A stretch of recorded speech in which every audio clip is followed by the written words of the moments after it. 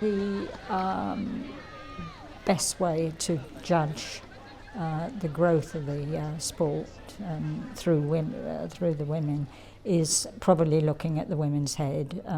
The Women's Amateur Rowing Association, founded in 1923, first women's head of the river in 1930, and there were 5 crews. In 2014, we're somewhere around 300 crews. So that, I think, really reflects how it's grown. Also with Henley Women's, that started off at 1 day and of course is now 3 days. There were something like 107 events in the first year, and moving up in 2 years to 107 crews, up to 198 in the early 1990s, which shows the growth, and a lot of that is through the universities. I mean, when I was tracking it, certainly in the 1980s, the huge jump was the number of women that were rowing at Oxford and Cambridge. There were the college crews. There were 300 women at those college boat clubs. So that was reflected through women getting the opportunity to row. It wasn't hockey, netball, some cases lacrosse. They suddenly found they could row and play rugby. It was something different. There was a challenge. Okay, women, I suppose, I mean, if I look at my own mother, they were wonderful women. They were pioneers, and other women of that age, what they actually had to cope with through war and bringing up families and learning to drive, in the 1940s, it was we don't see it as strange now, but then the example that they set, I think we, certainly my age group, would have been also looking for challenges. So there was an encouragement from possibly mothers, but also fathers. I mean, one of the members of my club, she was one of 4 daughters, and it was her father who was the huge supporter of her and many other women's. Dr. Furnival at Furnival Sculling Club had the Lions women out from the tea shops out rowing on the river. So there was a lot of like-minded men who were encouraging women to take up the sport. And so it's been through the decades. So the first time I ever raced at Henley Women's Regatta was at the very first regatta in 1988. I'd been rowing for 4 years, and it was the first time that I'd ever raced in such a prestigious race side by side.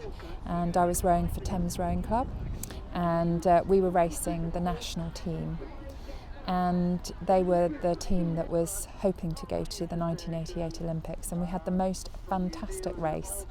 We were able to stay in touch with them with half the course, and as we came into the last bit, they drew away from us. And for me, to have such a fantastic race at Henley Women's first ever regatta on this stretch of river was something very special. Our number of entries has been going up hugely, so it went up from 1,400 to 1,600. Last year it went up from 1,600 rowers up to 1,800 rowers. So we're seeing a vast increase. What we want to do is obviously make it possible for everyone that wants to race at Henley Women's to have an opportunity to race, but we also need to keep the quality of racing and the tightness of racing really good. So it's being able to create a great racing experience for those that come to compete at all levels, keeping that pathway from junior all the way through to elite, so that everybody that comes feels that they get a good racing experience. We want to be part of Henley, we want to be part of the community, we want Henley to be proud of the event that we race, and we want them to be involved and to really enjoy the benefits of it. And the fact that any spectator in Henley can walk down the towpath and view any part of the race that they want to. So to keep that involvement in the local community, to create a great competitor experience for our competitors that come, and to keep it as an event that every women rower in the country aspires to win at. So really in the UK it's the heart of where rowing happens. It's where there's great historical significance here. We've had 2 Olympics hosted on this stretch of river. Leander Club is one of the most prestigious clubs in the world for rowing. And obviously Henley Royal Regatta is well known throughout the entire world for its historical significance in rowing, but then also the tradition of rowing and the element of side-by-side competition, which is so mentally tough. It's almost gladiatorial. So to have this iconic venue as the backdrop for Henley Women's Regatta is something that's very, very special. It's probably a stepping stone. I mean, in no way do you want to belittle Henley Women's, but it's a huge step to compete internationally.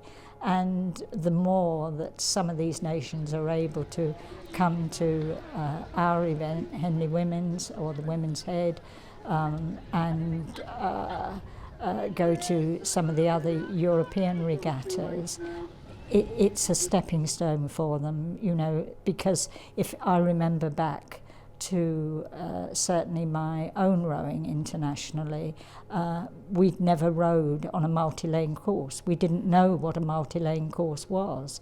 And to suddenly be faced with sitting on the start line with 5 other countries and racing on this huge, as we saw it then, this huge rowing course was, you know, somewhat overawing, where I think if they can experience somewhere like Henley and some of the smaller European regattas, then it prepares them for when their countries move on and row internationally. Also, seeing the number of youngsters that want to be part of the sport. You know, it's not just about the seniors in the sport, it's also about the juniors, the young people.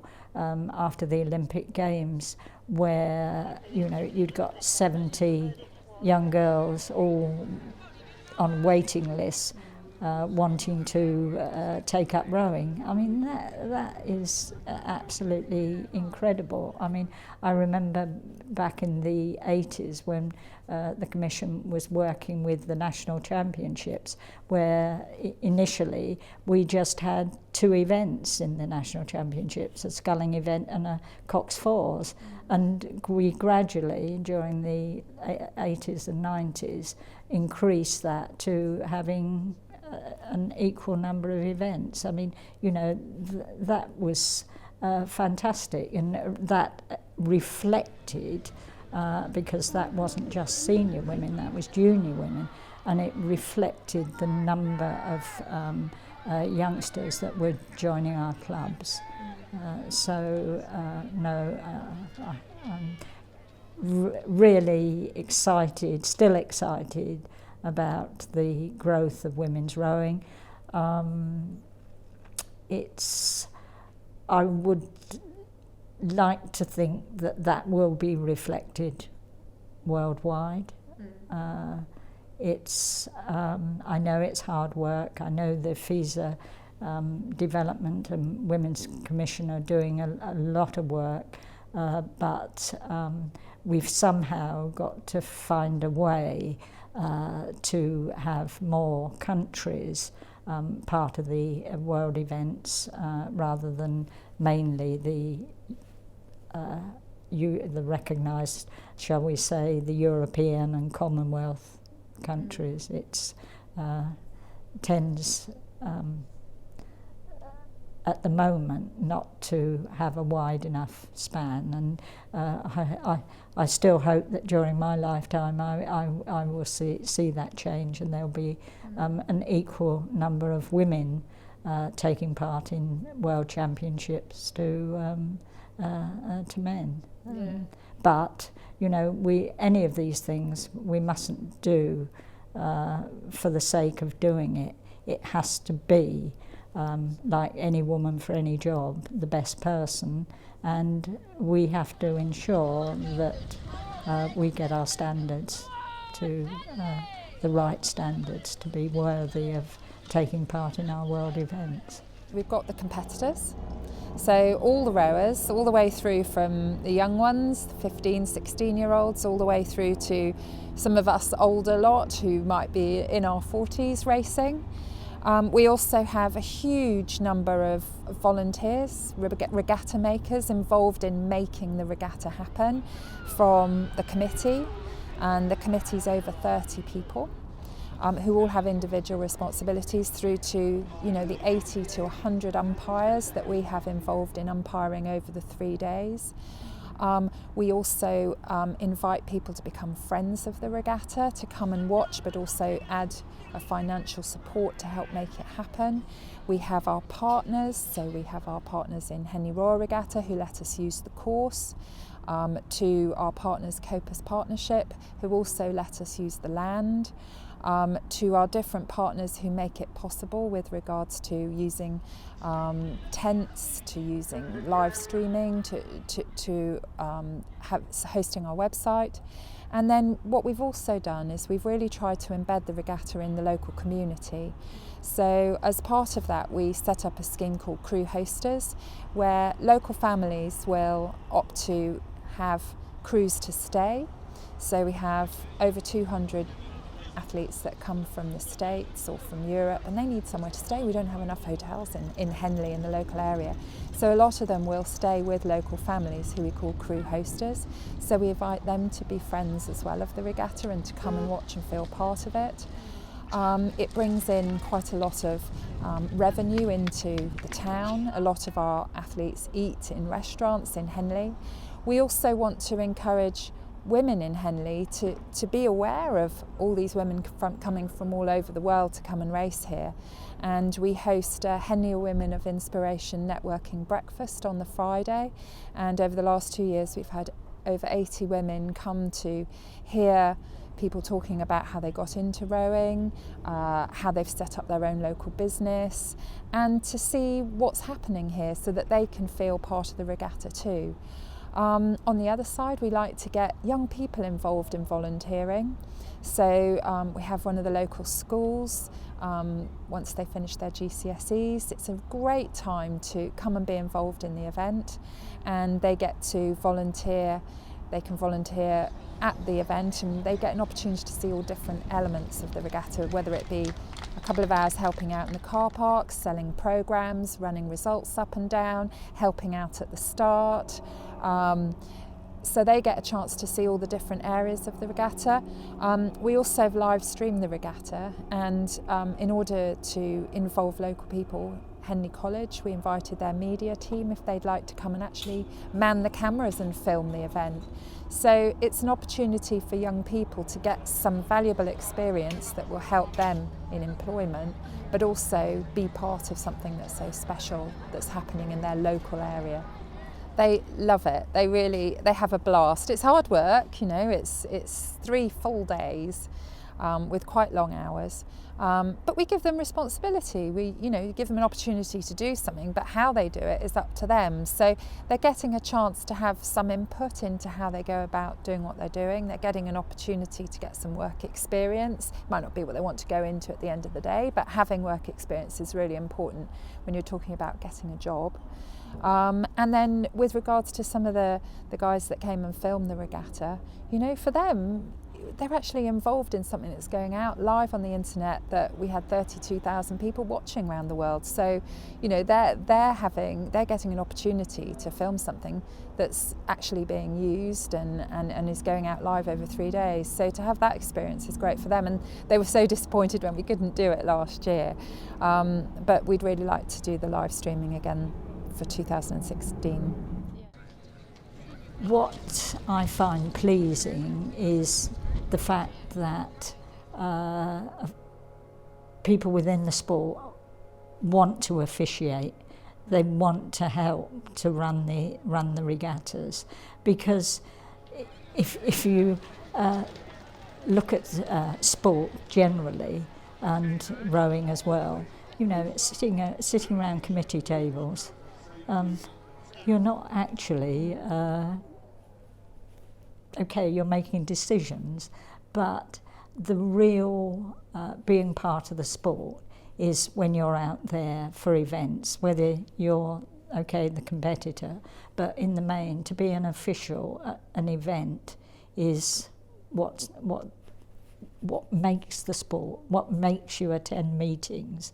Is, it's a real joy to be part of an organising committee for a well-run regatta, and Henley Women's is set up that way and is a well-run regatta. In being, shall we say, competitive in the sport, we mustn't take away that people must enjoy and have fun, but that's a different area, and as long as our clubs, universities, colleges, schools appreciate that yes, Henley Women's, Henley Royal, our national championships, and many of the big events are the pinnacle, and then of course going on to world international rowing, but also there must be fun and enjoyment and club camaraderie.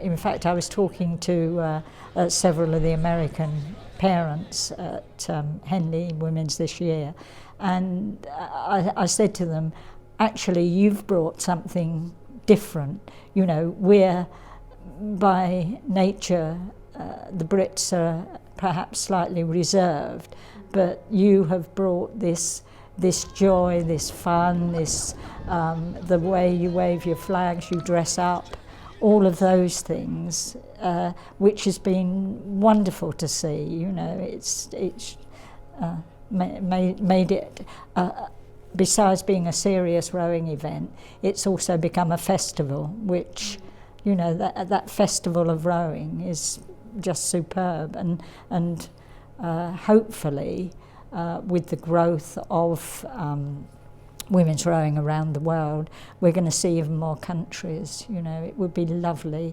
The Americans and the Canadians and some of the European nations have done us proud for both the Women's Head and for Henley Women's, but it would be nice now to see many of the developing nations able to come and be part of our wonderful festival.